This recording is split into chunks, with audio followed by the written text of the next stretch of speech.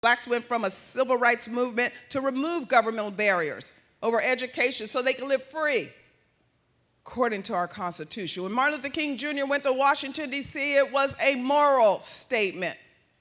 He went to the Declaration of Independence and said, you've gotten away from your founding and you've given us a check that's come back stamped insufficient funds. Remove these governmental barriers so we can live free according to the mandates of our God.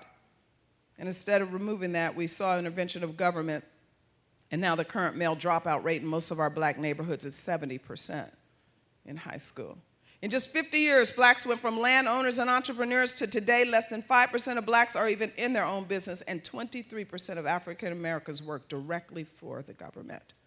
The legacy of 50 years of black quest for social justice to the hand of a big federal government is our blighted inner cities, our dysfunctional government schools, and broken black families.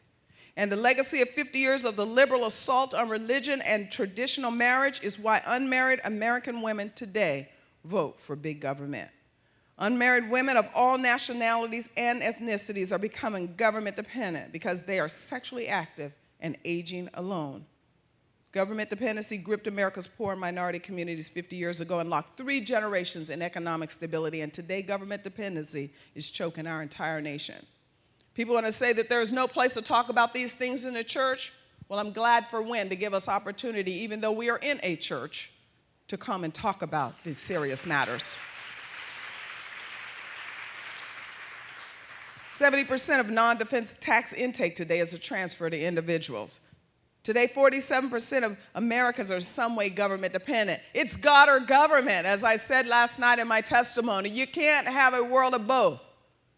When you looked at what the scripture says, Jesus said, render to Caesar what's his, but what belongs to me, that's mine.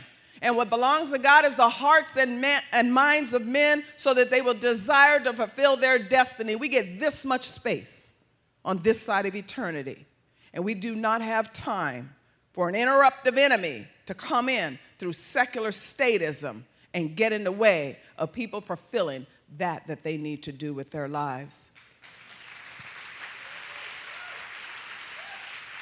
I've been in too many housing projects across this country and too many of our hard-hit inner city schools where people are crying out to get free from the grip of big government so that they can live free. I've had to confront too many of them that just think that this is all of their existence and it will be that way for the rest of their lives.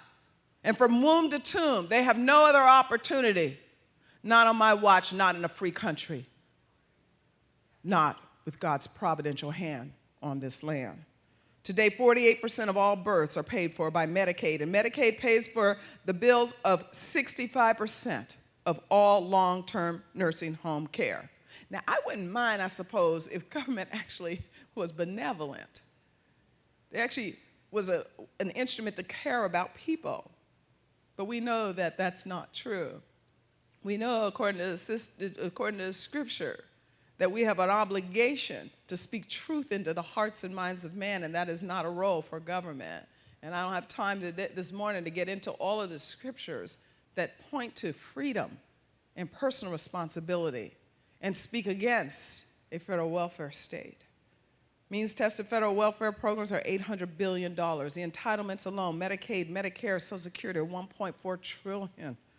$80 trillion in unfunded liability because of a political promise that we will do what God told us not to do, that we will force a power, an invisible power at that, between individuals caring for their own in family and God caring for those individuals through family, and a government that decides that they will take care of our seniors, that they will take care of our every need, that they will, from womb to tomb, provide what they believe is a necessary lot.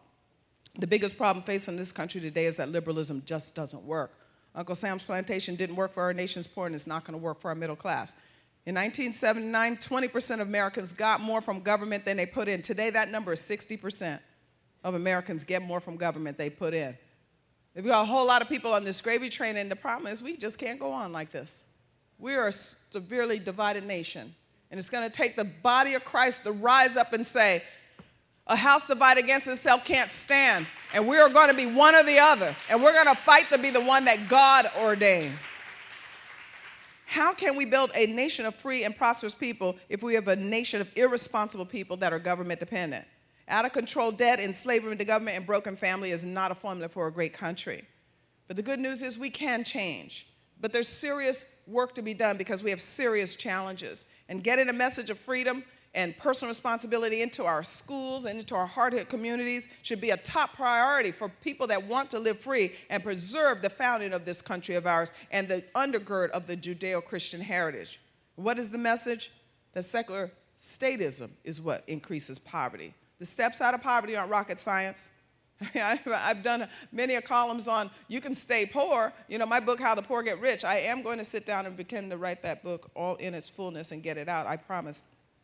Because I've been saying for a year and a half, even to my publisher, no, I'm working on it, even while I'm in Orlando this weekend and not working on it again. But I'm going to write it. I say, you know, there's no formula for how to get rich. If there were, I would actually put it in that book and then get rich as a result of putting the formula in there.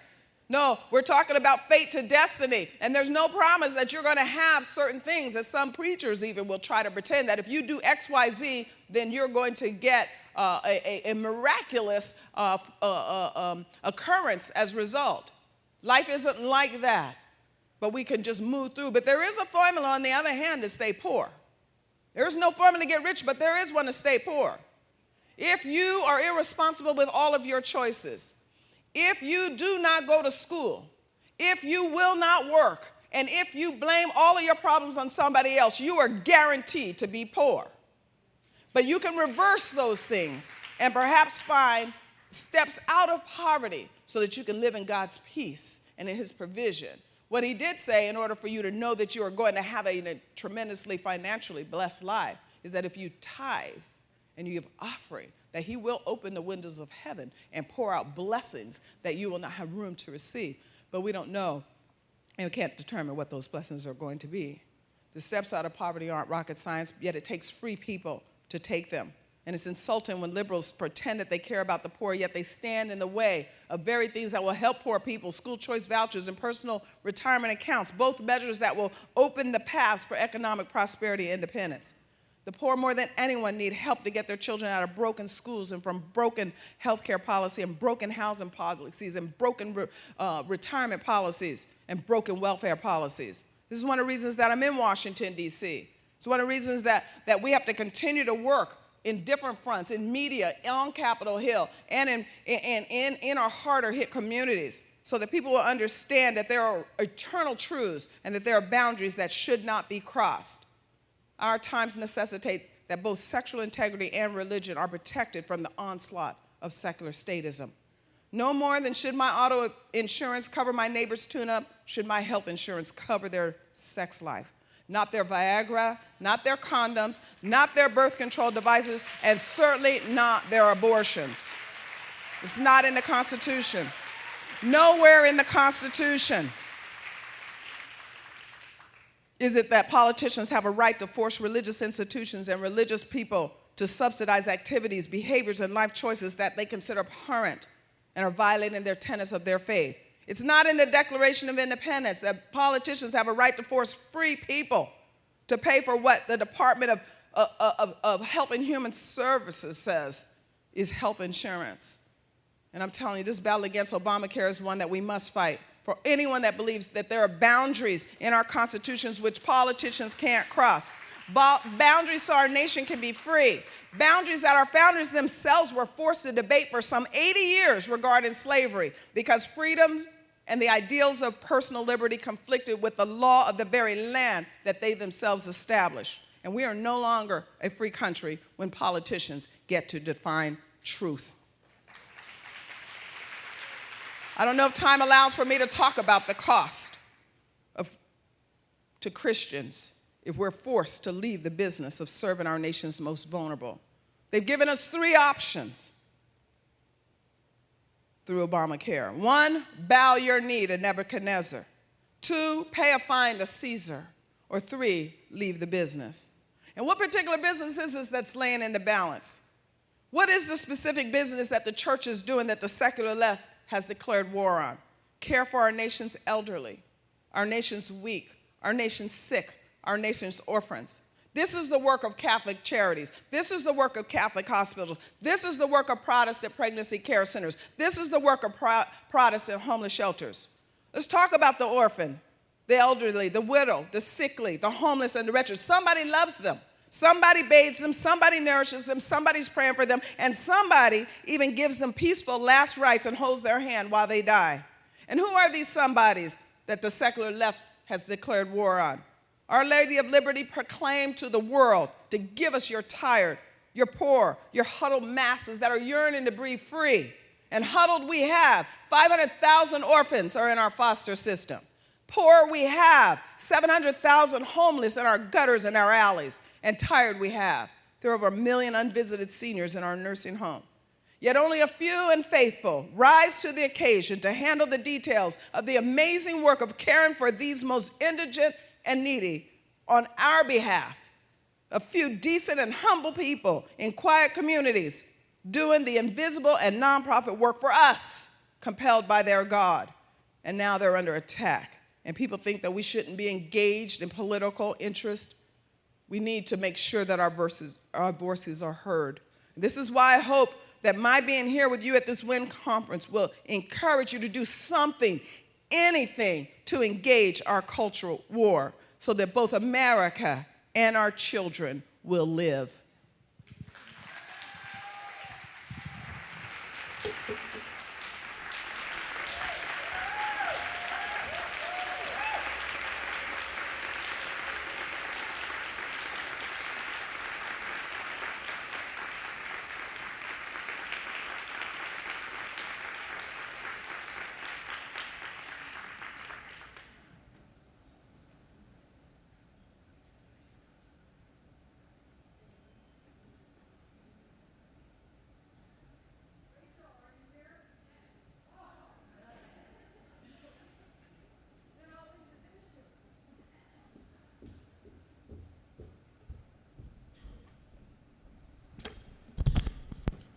Rachel Campos Duffy is a woman whose love for God and strength of conviction makes her a fearless but winsome spokesperson who goes where many fear to trod. She has somehow navigated her way through the mainstream media as a proponent of life, of marriage, and motherhood, and she's still standing. She's still speaking up, and she's still speaking out winsomely as a congressional wife to boot. Rachel is a recurring guest on NBC's Today Show. She's guest hosted The View many times on ABC. She's a frequent commentator on CNN. She has also appeared on Dr. Phil, Fox and Friends, Hannity, Mike Huckabee, and Politically Incorrect, and she co-hosted a TV series called Speaking of Women's Health on the Lifetime Network with the legendary Florence Henderson.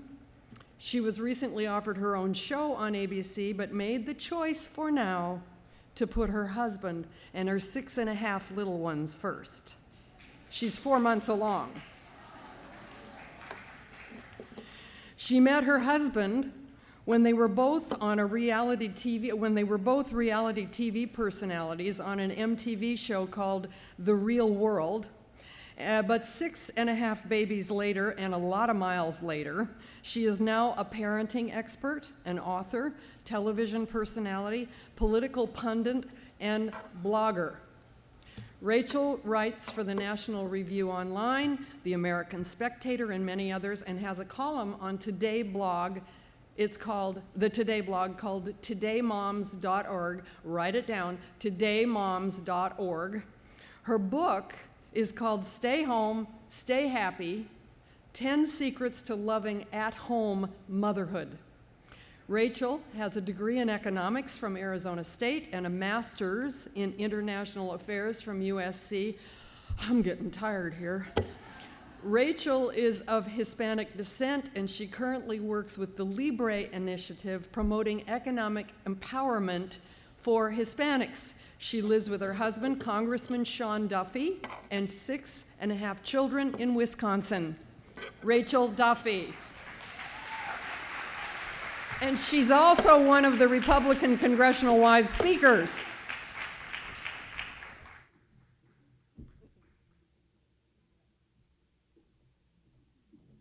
For me as a parent, it's important for my kids to still appreciate how lucky we are to live in this country and the kind of sacrifices that their great-grandfather and their grandfather made so that they could have a better life.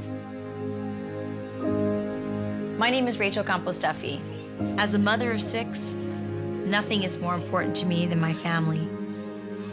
My grandparents came from Mexico, and my father was born in a small copper mining town in Arizona. They were very poor, but they were very resourceful. And so, even as a young kid, he was the shoeshine boy. He started his own piñata business when he was only 12 years old. So he's somebody who figured out at a very young age that what he couldn't do in Mexico, he could do in America, which was to transcend his poverty through hard work. When I was growing up, my dad was often in night school, earning his degree. And I think what he passed on to us, he didn't really tell us, he showed us. You know, Hispanics were not a monolithic group, but I think what we share, the most important thing we share, is a work ethic, is a drive, is a willingness to sacrifice for the next generation. The reason why America is distinct from the rest of the world is because you can do whatever you want to do as long as you set your mind and establish your goals, you can do it. This country gave my family the freedom and the opportunity to succeed. But I'm worried that government programs that are supposed to help Hispanic families are actually doing harm. I think kids are growing up in a time when this sense of entitlement and dependency on government is starting to take over. I know how hard my dad worked. I don't want my kids to lose that work ethic. And that's why I joined Libre, because it's an organization that mirrors the values I'm teaching my kids. Libre's mission is to be a voice for freedom, a voice for economic liberty, a voice for self-reliance, and the belief in America that if you work hard, you can make a better life for your family. We do this person to person, heart to heart, in the communities we want to serve, offering programs that empower people. We're on the ground, fighting for the freedom and opportunity that make the American dream possible. Join us at joinlibre.org. Thank you. I just want to say really quick that Nancy is a mentor, and she is somebody I look up to tremendously, and she is a powerhouse in among our group of congressional spouses. It's a special little club because only fellow spouses know exactly what we go through. So Nancy, I want to thank you because I wouldn't be here today if it wasn't for Nancy. And I want to tell you how much you are a role model to me. So, again, my name is Rachel Campos Duffy. I'm the national spokesperson for the Libre Initiative. Much of my work at Libre is focused on reaching out to Hispanic women because women are the backbone and the center. They're the backbone of our culture, and they're the center of our families, and they are the hope of our future and our nation. I think my earrings are like clicking on the microphone, so I'm going to take them off. I always say if you can reach the heart and the mind of a mother, you will touch an entire family. I love my work at Libre, but my most important job is as a wife and a mother of 6 children under the age of 14.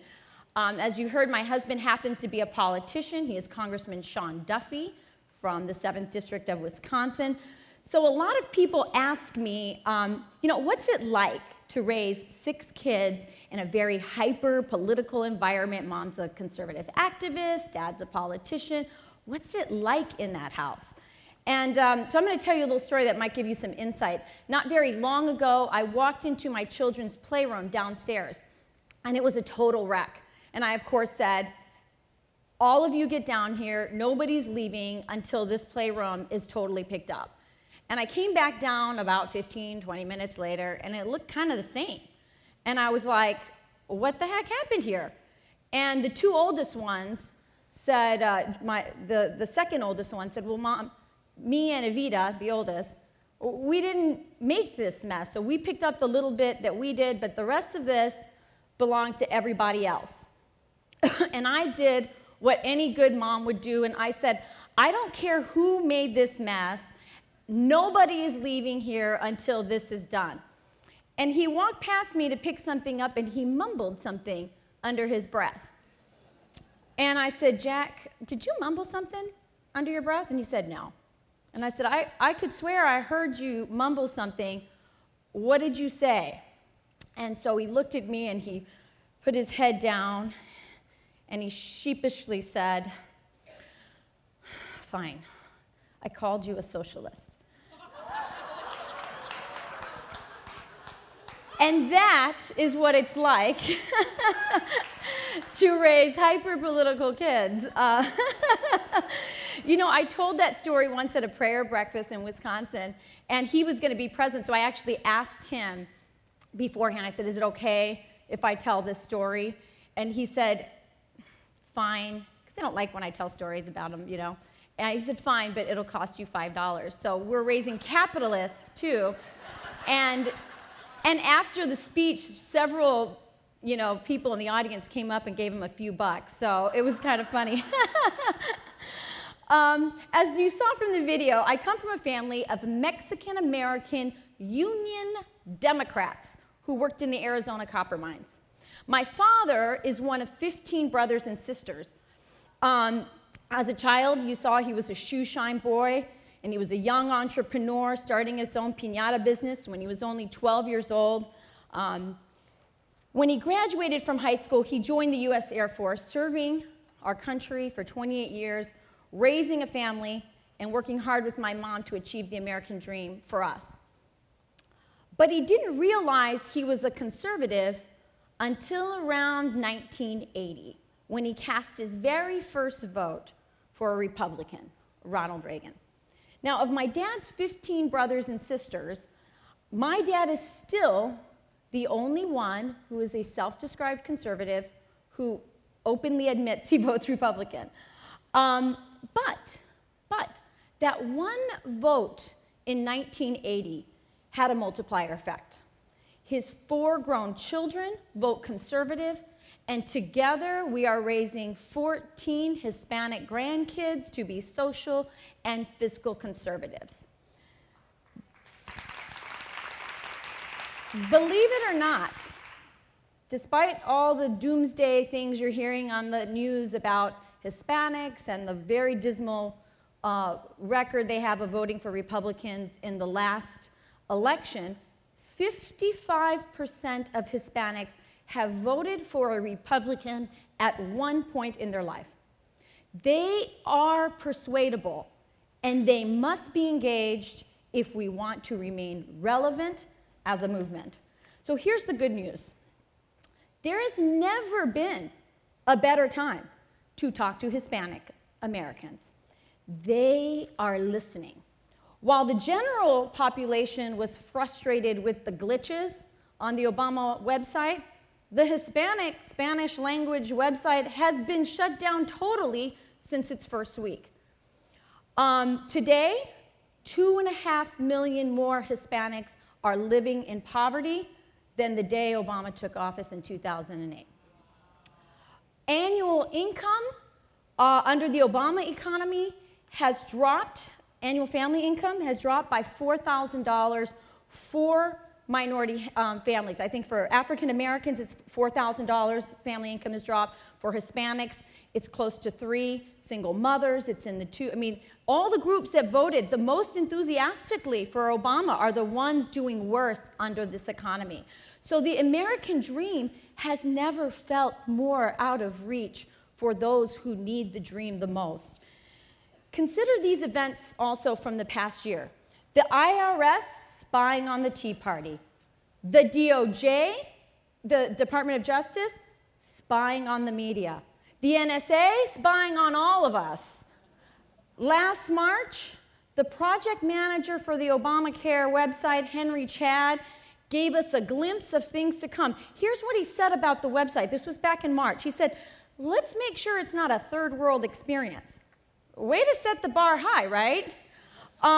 This week, reflecting on that moment, on that comment, Mark Stein, who writes for National Review, he's so funny, he said, at this point, it could only be a more third world experience if healthcare.gov required enrollees to pay with chickens.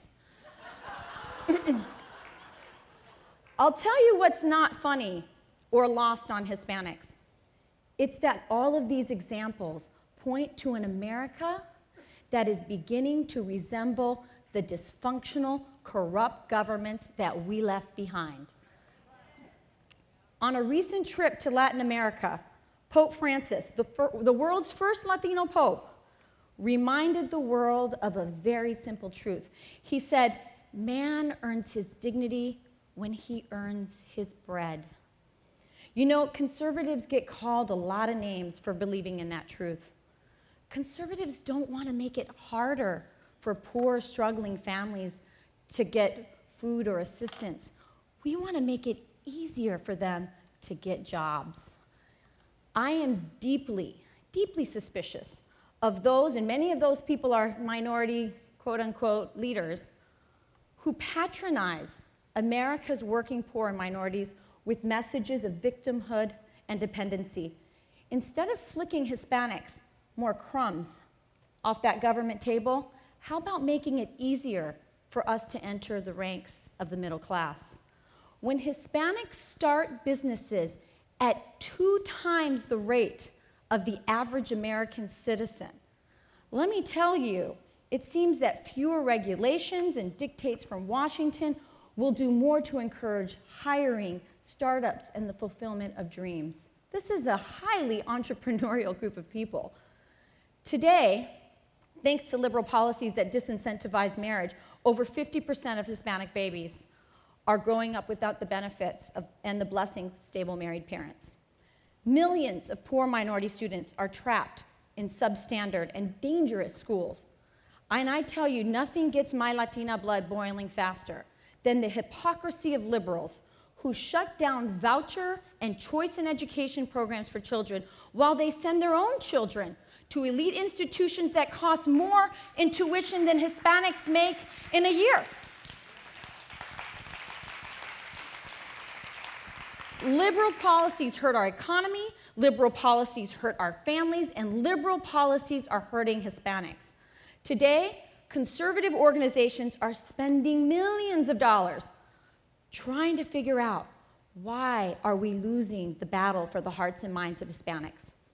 Now, because Hispanics are a very matriarchal culture, the Hispanic women's vote is very important. So, as a member of this very politically coveted niche demographic, I want to give a little advice, free advice, to all those fancy consultants, to all those pricey pollsters, to the messaging gurus out there. And here it is. Hispanics want our families to prosper, and we are willing to make tremendous sacrifices to give our children a better life. In our hearts, we know that the enemy of upward mobility is not other people's success. The enemy of upward mobility is apathy, dependency, and a growing culture of entitlement that denigrates earned success. I'm losing my microphone here. We want the right, as parents, to choose the best and safest schools for our children. And we want our rights as parents restored, including our rights as parents to be in charge of our children's health care and medical care. Tell me, why is it, how is it that when it comes to Obamacare, the president and Kathleen Sebelius tell us that our 26-year-olds are children, but when it comes to the Plan B morning after pill, our president tells us that our 13-year-old daughters are women? Makes no sense to me. The moral, cultural decay of America deeply troubles Hispanic mothers. And that is why we want a government that respects our religious liberty, a government that doesn't force our Catholic schools and hospitals and social services to violate our deeply held religious beliefs. You see, if we put the labels and the stereotypes aside, it is clear that Hispanics are conservatives. George Bush captured 45% of the Latino vote. But for some reason, since then, conservatives took the vote for granted and they just stopped talking to Hispanics. And when we did that, we left a vacuum in Hispanic communities that was rapidly filled by progressive do-gooders, promising something for nothing, but delivering mediocrity, dependency, along with an array of policies that are eroding our community's moral and religious value. Now, today there's one organization, the Libre Initiatives, that is doing what conservatives should have been doing all along, embedding ourselves permanently in these communities and empowering the good and hardworking and God-fearing people who live there. From English language courses, we partner with H&R Block to offer tax preparation help starting up businesses. Libre Initiative offers services that empower, not enslave. We are a conservative alternative to progressive community organizations, and we are on the ground building relationships, earning trust, and helping Hispanics achieve the American dream. Now, the Libre Initiative is proving that Hispanic hearts and minds will not be won back. And this is for all those gurus out there. It is not going to be won back with slick ads, obnoxious robocalls, or soulless glossy mail pieces, not even if you print them in Spanish. If conservatives want to win back Hispanics, it is going to take personal visits, it is going to take honest conversations, it's going to take shoe leather, it's going to take hammers and nails, and it is going to take venture capital. But make no mistake, this is hard work. But the liberals have been doing this for generations now. They have been embedded in those communities for decades. Libre is 2 years old. But it is time that we join this fight. Now, my husband and I, when he was elected in 2010 in that big wave of Republicans that came in that midterm, he and I had actually never been inside the U.S. Capitol building until after he was elected.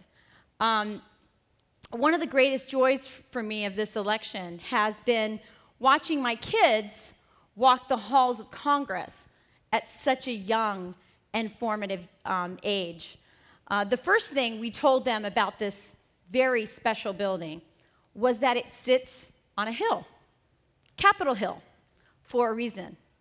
Because in America, the Capitol is the people's house. And it's the people's house, and it sits on this hill because we look down on the president's house, not the other way around.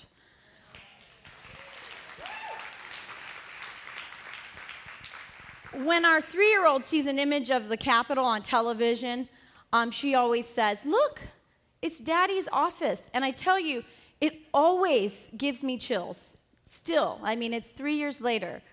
But it's our 5-year-old, Paloma, who has a very particular fascination with our beautiful Capitol building and its dome.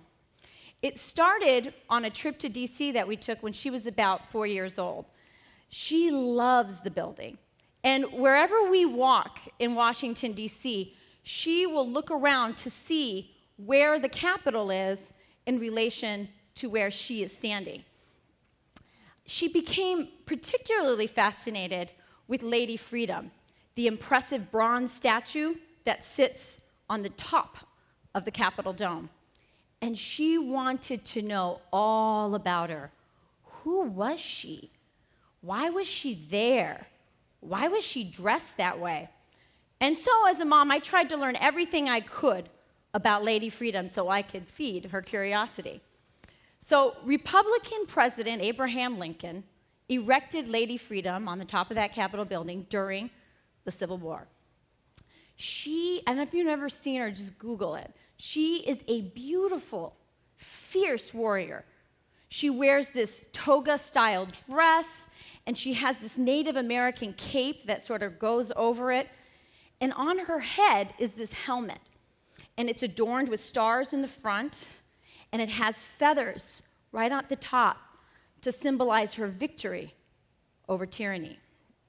And in one hand, she carries this sheath and sword, and in the other, she carries a shield, and she carries a laurel wreath as well. These are all symbols, of course, of victory.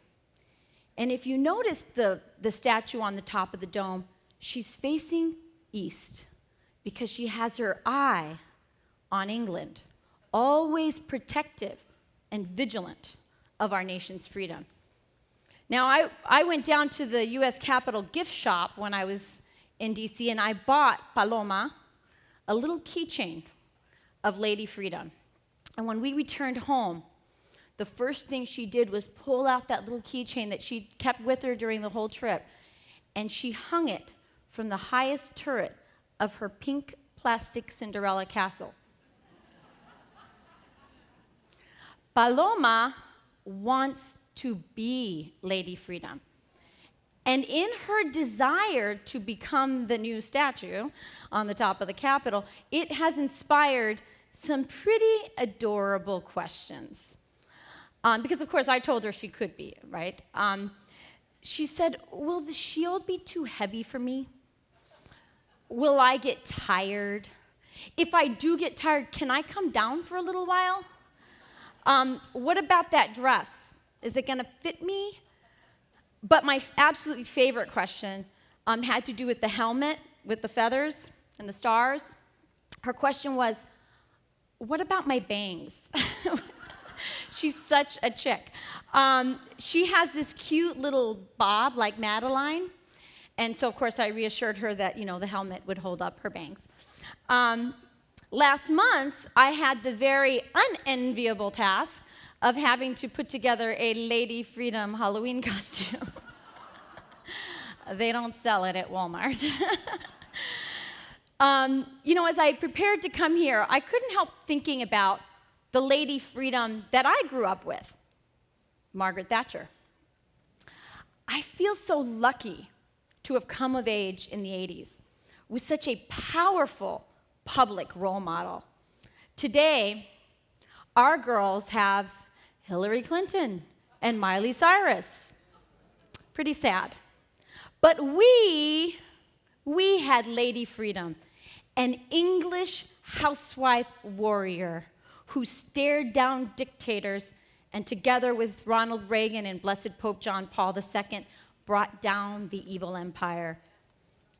Margaret Thatcher taught us that women, especially conservative women, are all capable of being Lady Freedoms.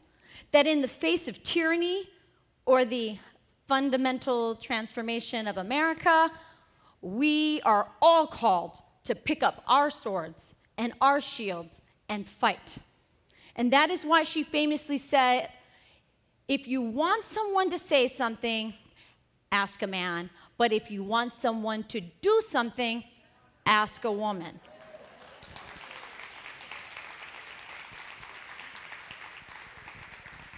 For some of us in this room, that battle will be on the school board.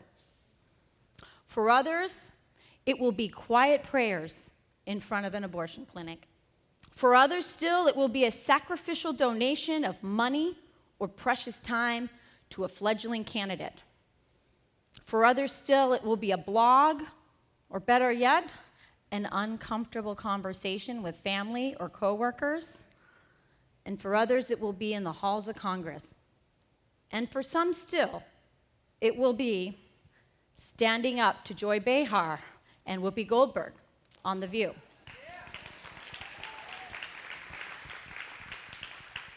Let me leave you with the last line of a poem that was dedicated to Lady Freedom. It says, "Don't think you can try to forget her. Don't even try. She's not going to budge. no choice but to grant her space.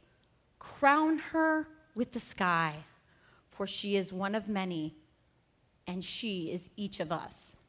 So today, let's recommit to showing up, to doing our part to impact this nation, to putting on our illustrious helmets, picking up our swords and our shields, carrying our laurel wreaths, and fighting to preserve liberty and freedom for ourselves, for our daughters, for our children, and for our nation. Thank you all for having me here.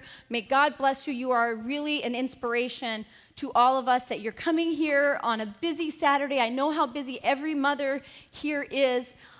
You inspire me. Thank you for having me, and God bless.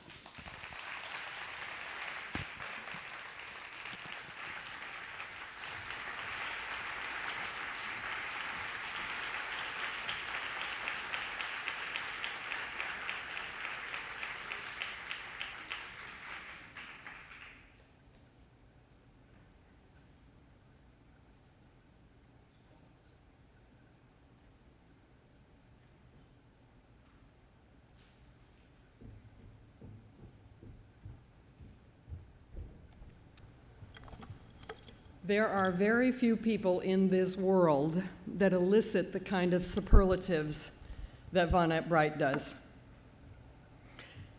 The ministry that she and her beloved husband, Dr. Bill Bright, founded in 1951, Campus Crusade for Christ, has become the largest ministry on the planet, with over 500,000 trained volunteers and 25,000 trained staff. This little lady right here and her husband founded Campus Crusade for Christ.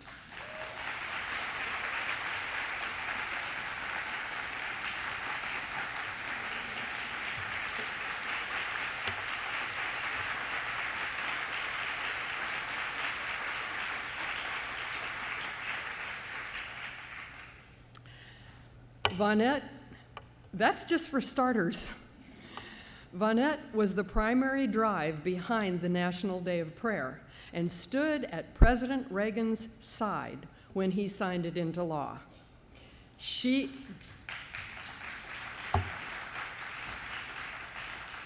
is the epitome of grace and graciousness and wisdom, who is always appropriate and kind. But underneath it all, there's a tiger that knows how to get things done. Congressmen, senators, and presidents have learned that somehow you just don't say no to this pretty and sweet icon of femininity. When there was a move to outlaw the National Day of Prayer from taking place on Capitol Hill, Vonette the tiger hit the ground running, and called my husband, who was a past chairman of the National Day of Prayer, and me and a few others to strategize a game plan. There were formidable anti-Christian foes. As Vonette's daughter-in-law, Kathy, and I walked out of a very intense and lengthy meeting, I said to Kathy, "Boy, your mother-in-law is a fighter, isn't she?" Kathy's response, "Nancy, my mother-in-law came out of the womb fighting." And you know what? The National Day of Prayer is still happening on Capitol Hill.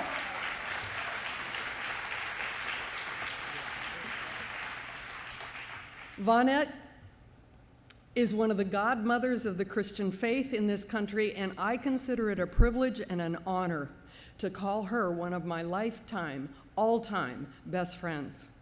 Would that we could all be mentored by this true giant of the faith, who was the wind under her husband's wings for 54 and a half years. Her 2 sons and her 4 grandchildren call her blessed. She founded the Global Pastors' Wives Network as a complement to her husband's Global Pastors Network. In 1993, she launched the Women Today International Ministry to Women and has a radio program on more than 480 stations. Vonette has written numerous books, Bible study series, devotionals, including a book entitled For Such a Time as This. In 2011, Anita Staver and Kathy Bright and I were privileged to join with Vonette and others to co-found the American Prayer Initiative. And if you're not familiar with this prayer initiative, you will want to be. It is one of a kind. AmericanPrayerInitiative.org. Can you put that up on the screen? Anyway, our country needs your prayers. At the age of, may I?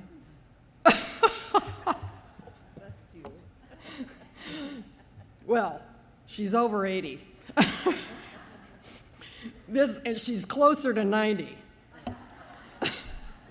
Okay, I'll stop there. This astounding lady just keeps on keeping on. You are about to have the opportunity to spend a few moments being mentored by a phenomenal woman of God. And as you listen to this conversation between Vonette and her lovely daughter-in-law, Kathy Bright, please welcome the woman that I call the ever-ready bunny for Jesus, Vonette Bright. Thank you. Oh, you're a sweetheart. My special friend. Thank you. Thank you, Nancy. Well, we are so excited to be here, and really more than anything, I'm excited for you to hear from my mother in love. When we became engaged, father and mother said, "Oh, you are not an in-law, you are an in-love." And they have treated me that way for 21, 22 years.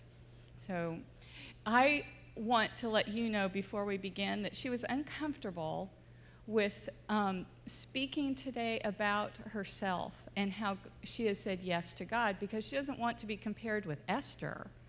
And so I want to tell you as her mother, as her daughter in love, that I view her as a modern day Esther, because she has said yes to God's call for so many years.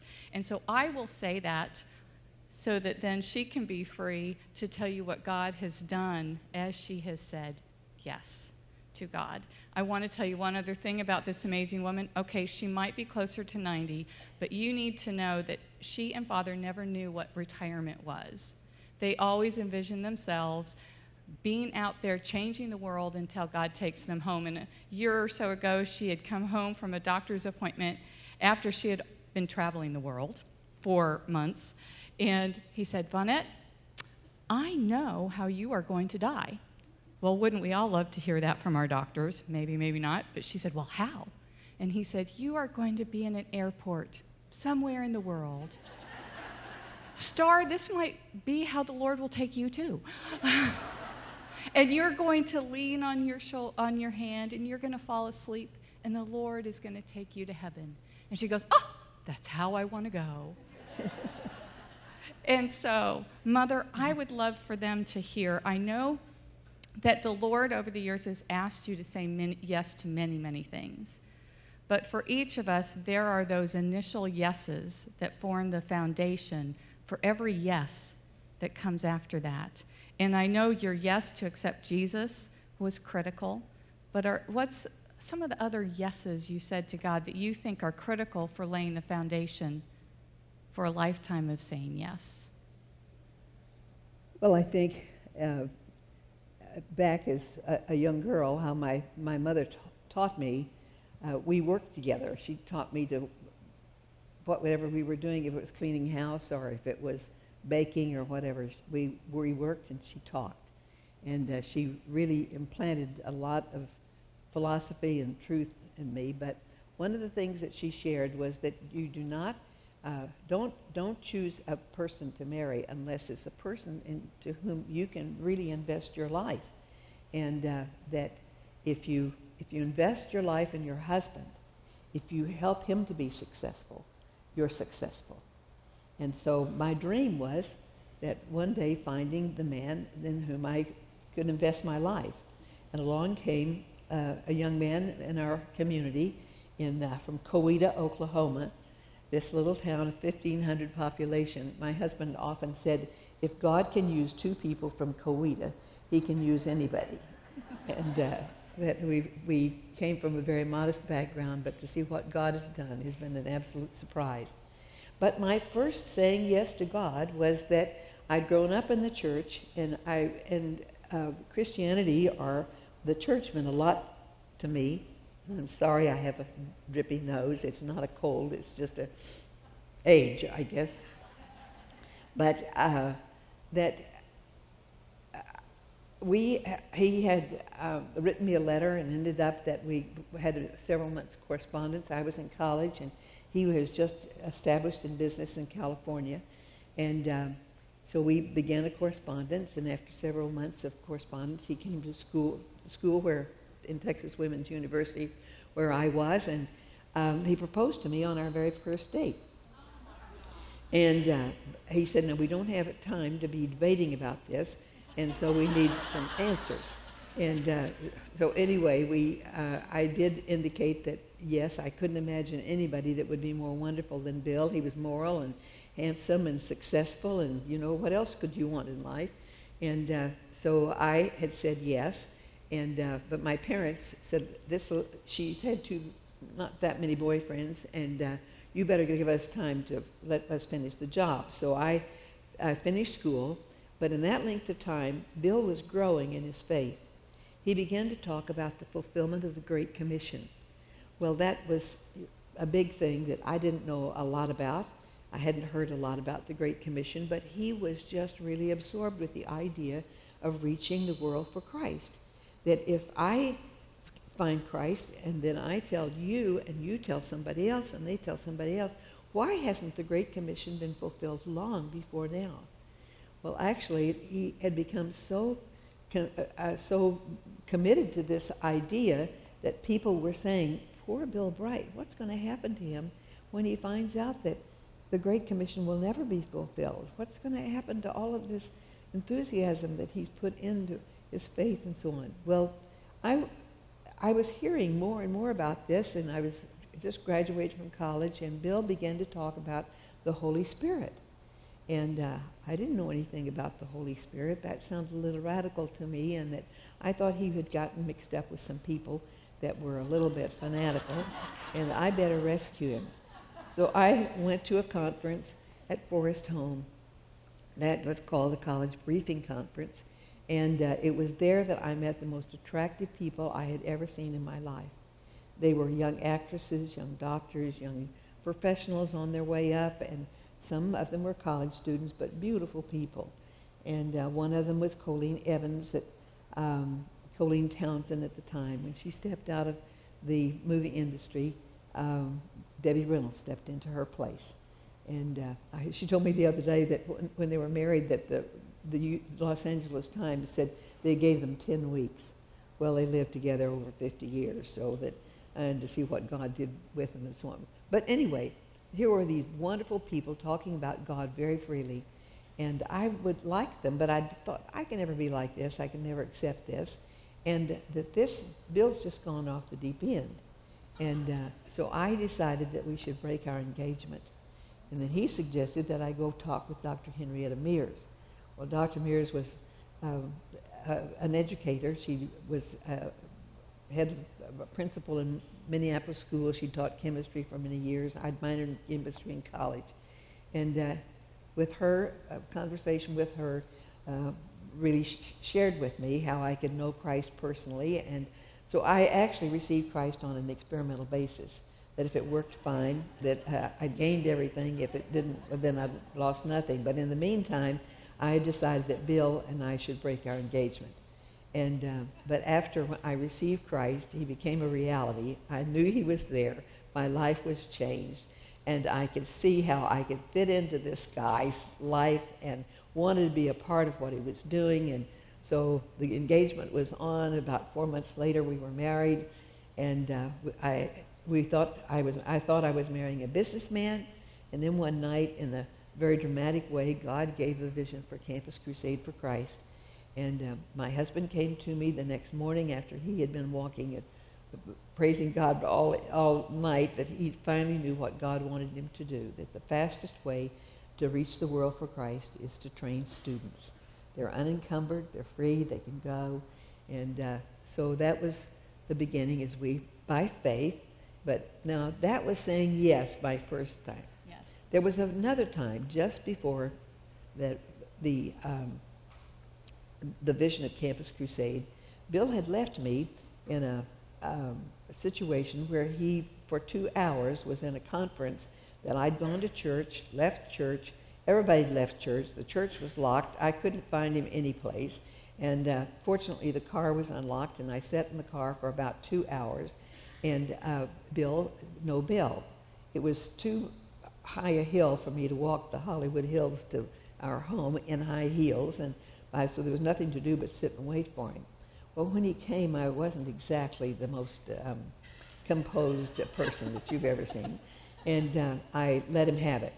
Well, we went to lunch, and I went home to lunch, and we're talking, and he was so sorry and so apologetic, and he was a victim of the situation he couldn't get out of. Anyway, we talked together, and he said, you know, I think we should sign a contract with God. And so he said, I'd like to really live my life as the Apostle Paul. I'd like to be a slave of Jesus like Paul. Well, that sounded as crazy to me as the Holy Spirit, but that became so real. But here I was. I'd promised to fit my life into the life of this man.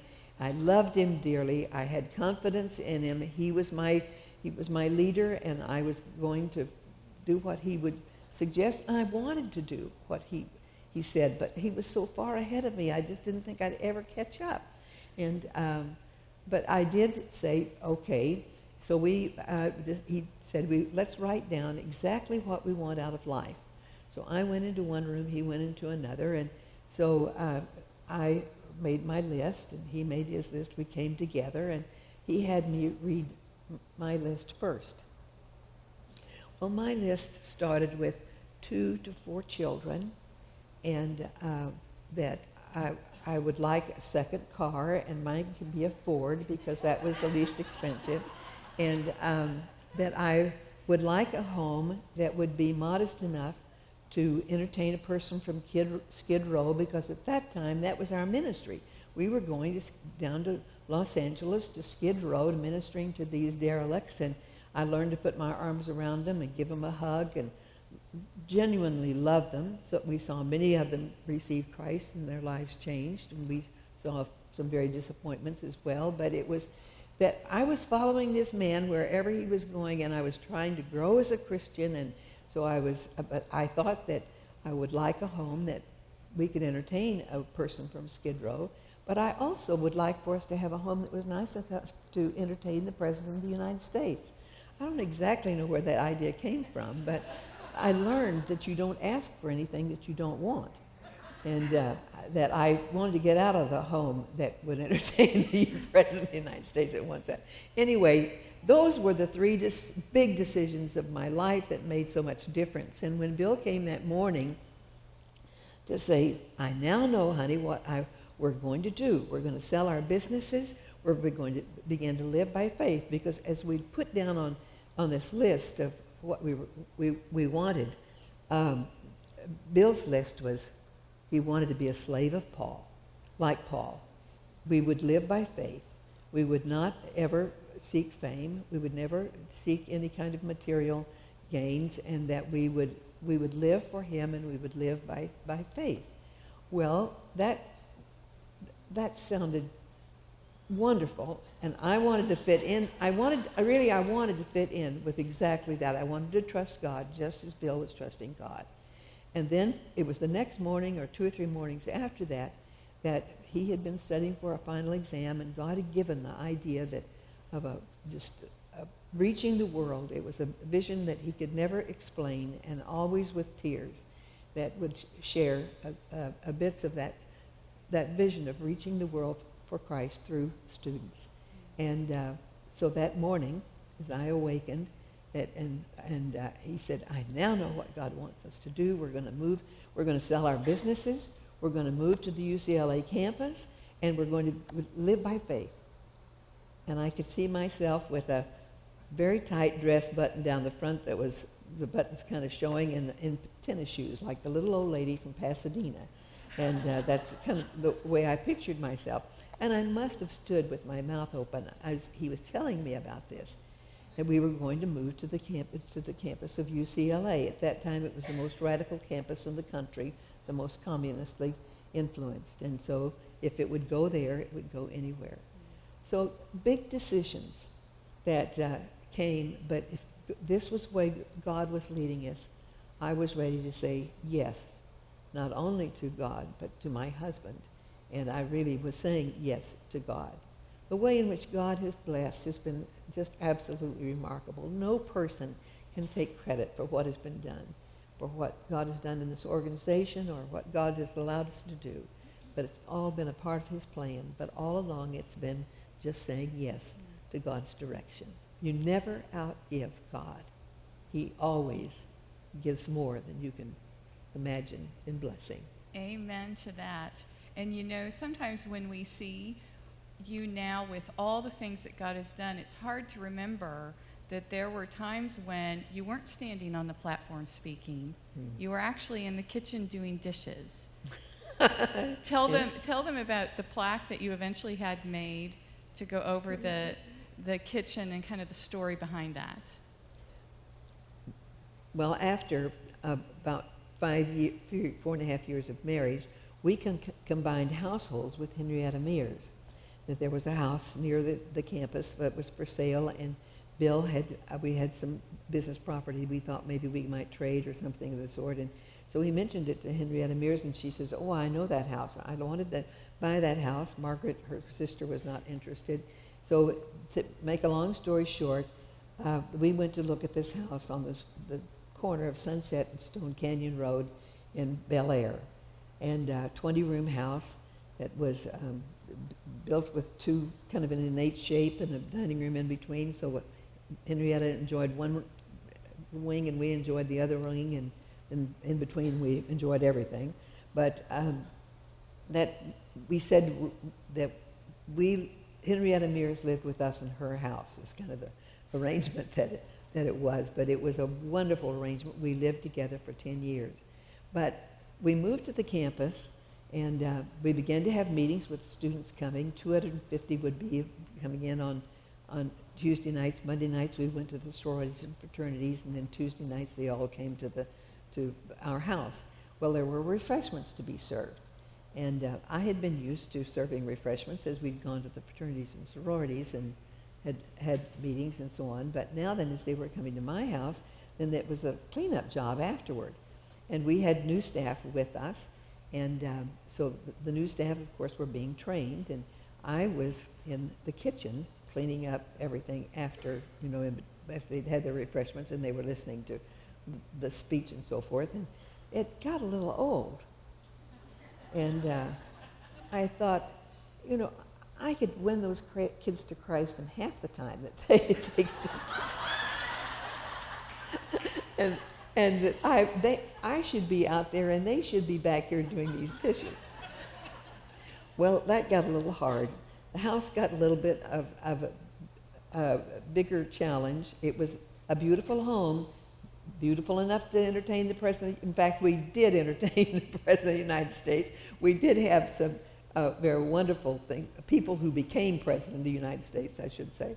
But anyway, it became an entertainment center for Southern California. I learned so much. It was just wonderful to have the experience of living with Henrietta. I could have never done what I've done without the things that I learned from her.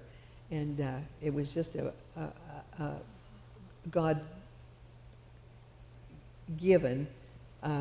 blessing as a result of saying yes to Jesus. But there came a time when I thought, if we don't get out of this house, I'm going to die. It's just too much work, and I just can't keep at this. And so I talked with Bill, and Bill said, honey, we think of what the ministry would mean. Well, I thought the ministry could go on very well without it someplace else. Henrietta said, remember, Vonette, we made a covenant together, and there was no way in which she was interested in moving, and I did pretty soon it found out that we weren't going to be likely moving. I'd wandered into a seminar, and I tell you this because I think it may be helpful to some of you in times of really discouragement, or you get to the place where you just don't think you can go on. But Dr. Munger was from Berkeley Presbyterian Church at the time. For some reason, Bill and I went to Forest Home. Someone took care of the children, and I was able to, while Bill did his business, there was a seminar where Dr. Munger was speaking, and so I just wandered in and sat down, and I heard him make this statement, that if you're dissatisfied or discouraged about something, to ask God to change it. But if he doesn't change it, then ask him what it is he wants you to learn from it. Well, I thought, oh, yeah, I'm going to ask God to change this thing, to ask us that we can get out of this house. So I remember the next morning, my devotions, I went to the bay window where I usually knelt, and so in my proper time after reading my Bible, so on, I knelt and I just told God what it was that I wanted, that I felt that this was too much, and would he please take us out of this house? And so after my prayer, I thought, he isn't going to take us out of this house. What am I going to learn from this? And so I had to pray, God, make me willing to be made willing to learn what it is you want me to learn from this situation.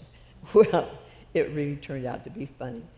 I'm a home economist, and I was not very organized, or could be more organized. And so I began to think what I could do and how I could make this fun. And and here again, I was saying yes to God. And well, the whole situation changed, and the house became a great benefit to all of us. And we had two wonderful children that were both came to us while we were living at the house. And Henrietta was absolutely fantastic, and she loved children. And those two boys just gave such joy to her before God took her home. And the only thing that did not really, when God gave us the Arrowhead Springs as a conference center, a resort hotel in the San Bernardino Mountains, that was, again, my having to say yes to taking on such another huge, big project. But when we were deciding that we should move, and Dr. Mears said, you know, Bill, I think the greatest thing, one of the greatest benefits that you're going to be to the cause of Christ is in the area of faith, and that you're going to leave such a legacy of faith, and I believe that has been true. The only thing that didn't work out perfectly about our move was someone to live with Henrietta. And as it happened, we had a mutual friend that had decided that she was going to come. And my last conversation with Dr. Mears was that Louise was going to come, and what she was going to be doing to redecorate our portion of the house to really be more for Louise. And but to see the way in which God worked out all of these details was so wonderful. But all along the way, sometimes it's been a little difficult for me to say yes, but trusting God that it has been a great adventure, and to God be the glory for all that he's accomplished. And that's so encouraging to me in the journey that I've been on, is that saying yes is not one big yes, it's an awful lot of little yeses along the way that get us there. And I love that. Lord, help me to be willing to learn what you have for me today. And so in closing, Mother, is there some bit of advice or encouragement that you would give these women, especially maybe the women who are in the middle of those yes moments and they're struggling to be willing to be willing? What would you say to them? Well, I think it's very important that we be sensitive to God's leading, and to make sure that that biblically you have the right answer, and that you have the right answer from people close around you. I think as women, I believe that women hold the key, the moral key to a nation, whether it's high or low. I've been taught that from just being a little girl. And that we as women have allowed ourselves to be enamored with thinking that there is something far better out there, when we're really missing so much by not pouring ourselves into the lives of children, and devoting ourselves as wives and mothers. One of the influences in my life has been Dr. Nicolai, who was a psychologist at Harvard. He said if a woman has two children, 2 years apart, she marries at the age of 20, and then she has 2 children, and she spends 20 years raising those children, she still has the 2/3 of her life before her to live. And he said, is that too much to ask of a woman? And to think of what we can do in giving our lives to these children with great attention, and seeing that they are being successful, pouring our lives into our husbands. And I find too that so many times women get so involved with their children that they're not paying attention to what is happening with their husbands. And it's very important that husbands and wives grow together. Bill was so precious in that on our honeymoon, he said, I want you to be my partner. He was a man long before his time. He made it possible for me to be with him in important meetings. He wanted me to be on deck. He made me a member of the board of directors. He one day announced, after several years, and in a meeting, I want to introduce to you the co-founder of Campus Crusade for Christ. I thought, and we never discussed it, but anyway, and I'm known as the co-founder at his announcement. But that we stay in touch with our husbands, we grow with them, that we're not so devoted to family that we don't ever go to the important meetings. And when he asks you to go, go. Make sure you have the clothes that fit in. Make sure that you're discussing what is going on during his day. And the other day I heard someone say they had poured their life into their daughter. Daughter was leaving. She said, I don't really even know my husband. I don't even know whether I like him or not. And here she's going to be left with the rest of her life with a man that she's just now going to try to get to know. And I've seen in my experience that there have been women that have put their lives so much to their children that when the empty nest comes along, they don't have anything to do, or they feel so completely lost, and it's just a real adjustment. And I want to see women preparing themselves as they're young for what is going to happen when you get to be 70 years of age. You know, what is it, or along the way someplace, so that women get involved. And what I've heard here of the involvement of all of you, this message has got to go to the nation. We've got to see. I have an idea of bringing 100,000 women together at the Cotton Bowl or something. But the nation hears what you are having to say. This is so important that we get this whole message out to others. And I'm so proud of you for what you're doing. I would say keep at it. But my message is that you can be a part in helping to change the world. And that I think of Bill's mother, 35 years with a non-Christian, but she poured her life into her children. And one of them was Bill Bright. And that woman was a very dedicated, wonderful Christian woman, one of the most outstanding women in our community, in the ministry that she had in the lives of other people. Do what God wants you to do. Just say yes. Just say yes. Amen. Thank you. God bless you all. It's so wonderful to be with you. I'm not always going to be like this. Have a bit of gout. Hello. Wait, you're going to stay right here. I sneaked up behind you. Oh, no idea. I just kept talking. No, that's okay. We wanted to hear you. We could let you talk all afternoon. That'd be great. Well, we brought you a little something. It says, Women Impacting the Nation High Impact Award, presented to Vonette Bright in recognition of your commitment to cultural engagement. Women Impacting the Nation, November 16, 2013. You are definitely a woman of high impact, and I would love to grow up and be like you.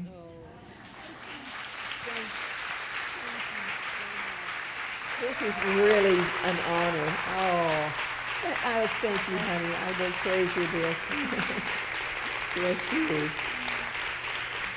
Well, I'm highly, highly honored, and thank all of you for the special privilege it is to be with you today. God bless. Great.